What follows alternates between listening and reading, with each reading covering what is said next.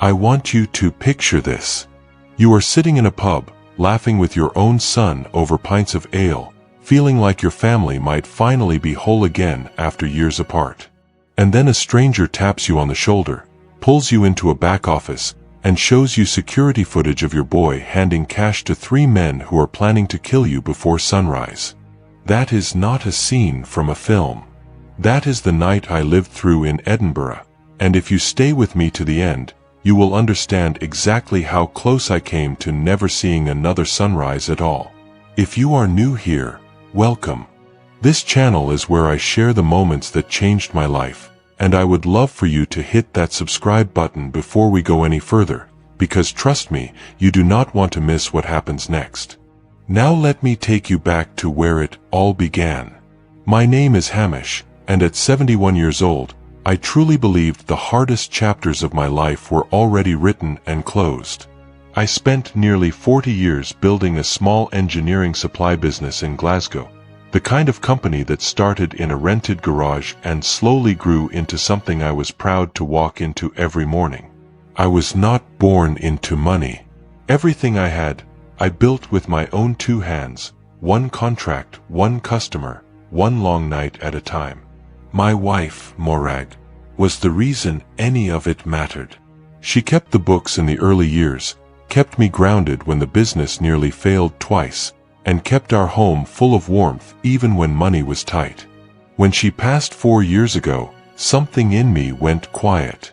My son, Struan, was 38 at the time, and I watched him drift further from me with every passing month, as if grief had built a wall between us instead of bringing us closer. Before Morag passed, our house was always full of noise. Sunday dinners, Struan bringing friends round, the 2 of us arguing playfully over whose turn it was to do the dishes. After she was gone, that noise disappeared almost overnight. Struan stopped calling as often. He would send a short text on my birthday, maybe ring on Christmas, but the easy closeness we once had felt like something from another lifetime. I told myself this was simply how grief worked, that men in my family had never been good at talking about pain, and that time would eventually soften the distance between us. So when Struan called and asked me to come stay with him and his wife in Edinburgh for a proper family visit, I nearly wept with relief. I had spent months rehearsing what I might say to him, how I might finally ask if he was all right, how I might tell him that losing his mother did not mean he had to lose his father too. I told myself this was our chance. I told myself I would finally get my son back. Comment below and let me know where in the world you are watching this from, because I read every single one of them, and I promise this story only gets heavier from here.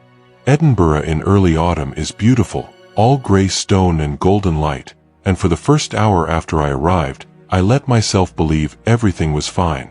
Struan met me at the station with a hug that lasted a beat too long. His wife, Kirsty, greeted me warmly, but there was something tight behind her smile, something I could not name yet. By the second night, I could not ignore it any longer. Struan barely ate at dinner. His hands shook around his glass. He kept glancing toward the window every time a car passed on the street outside. I had spent 4 decades reading people across a negotiating table, and I knew when someone was carrying a weight they had not admitted to yet. I asked him directly. I said, "Son, tell me what is wrong, because I did not fly 200 miles to watch you fall apart in silence." Kirsty put her fork down. The room went completely still. And then my son finally told me the truth. Struan owed just over £1 million to men he described only as people you do not want finding your address. He had borrowed against a failed investment scheme years earlier, then borrowed again to cover the first debt, and the hole had grown so deep that he could no longer see daylight above it. He said these men had given him a deadline, and that deadline was days away. He looked at me across that table with tears in his eyes and asked me to sell my business, my house, my retirement, everything Morag and I had built together over a lifetime. He wanted me to hand over the entire foundation of my life to erase a debt he had created through choices I never knew about. What made it harder to hear was realizing how long he had been carrying this alone. He told me the first loan was taken out nearly 3 years earlier, not long after Morag's funeral, when he said he was not thinking clearly and wanted to prove to himself that he could build something of his own, separate from the family business he had always felt overshadowed by. One bad decision led to another, and instead of coming to me when the numbers first went wrong, he kept borrowing, convinced he could quietly fix it before anyone noticed. By the time he ran out of options, the debt had grown into something no ordinary income could ever repay. I want to be honest with you here, because this story is not going to be comfortable, and I think you deserve honesty. I loved my son more than anything on this earth. But the request landed like a physical blow. I sat there thinking about every sacrifice Morag and I had made, every holiday we skipped, every risk we took to keep that business alive, and I was being asked to erase it all in a single evening. If this kind of raw family honesty is something you connect with, that thumbs up and subscribe genuinely helps this channel reach more people who need to hear stories like mine. Now here is where things took a turn I never saw coming. I offered him £180,000. It was not everything, but it was a significant portion of what I had saved, and I told him I could stretch it further if I sold off some equipment from the business. I genuinely believed this was the responsible middle ground, a way to help my son without destroying the only security I had left at 71 years old. He did not thank me. He stood up from that table, his chair scraping loudly against the floor, and told me I had always loved that business more than I ever loved him. He said I was choosing money over my own flesh and blood. He brought up every disappointment from his childhood, every missed school event, every argument he and Morag ever witnessed between us, and he threw it all at me like ammunition he had been saving for years.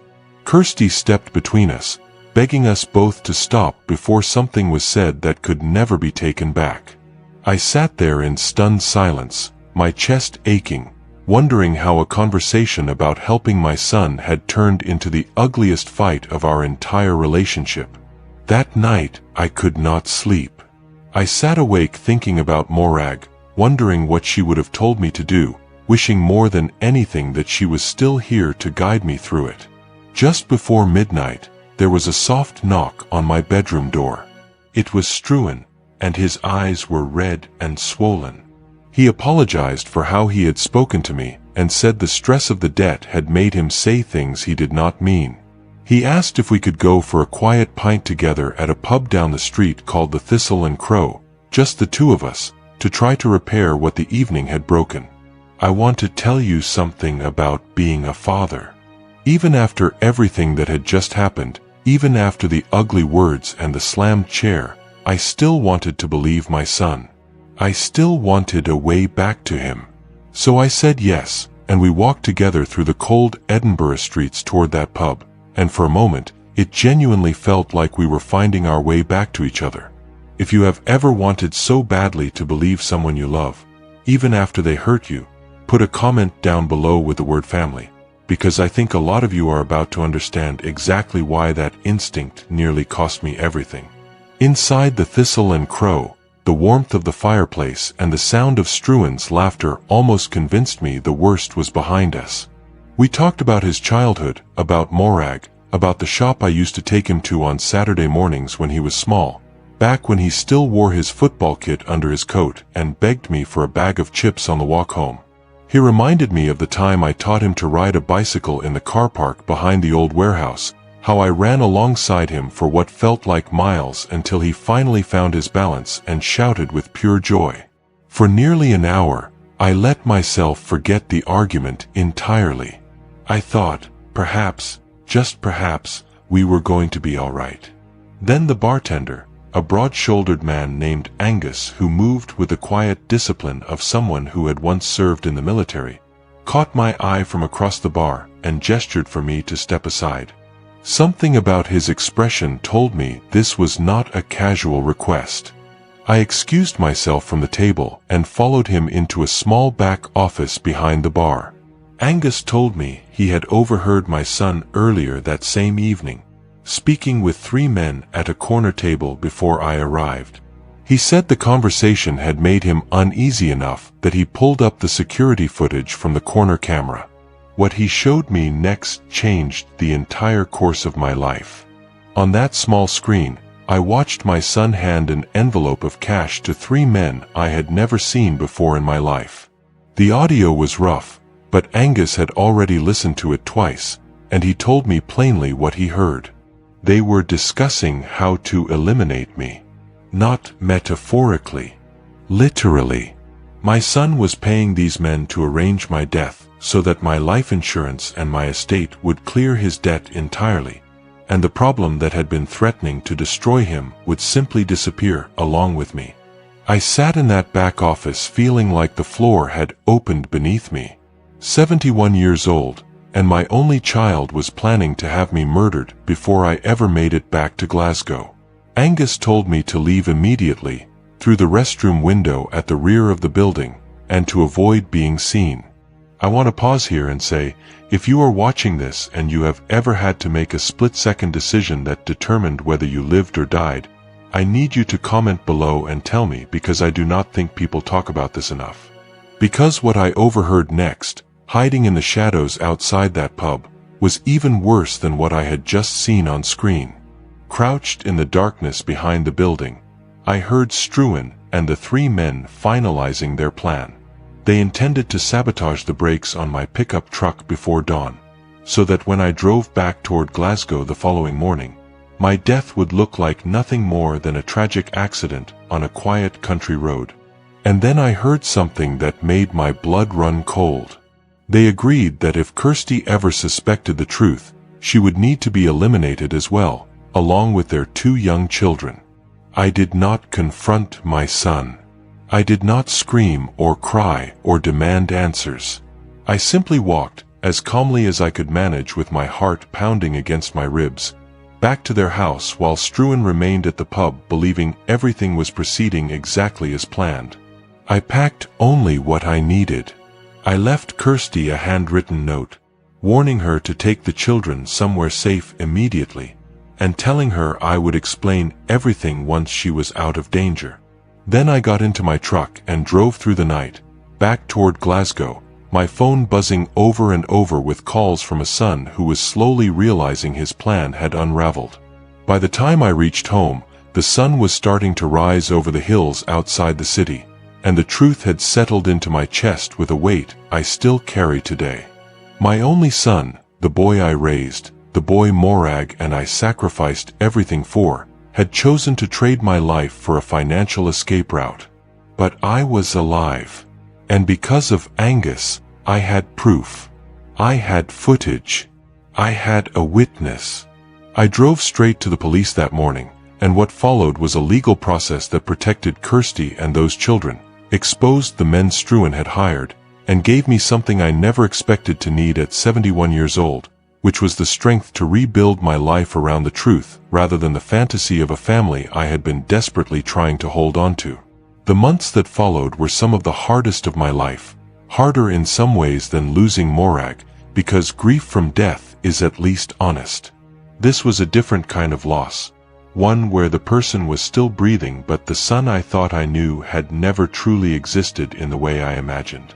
Kirsty and the children moved in with her sister for a time, and slowly, carefully, we began rebuilding a relationship built on nothing but honesty. I sold part of the business, not because anyone forced me to, but because I wanted to spend whatever years I had left living rather than simply working. I visit Morag's grave every month and I tell her everything, the way I always used to when she was still here to listen.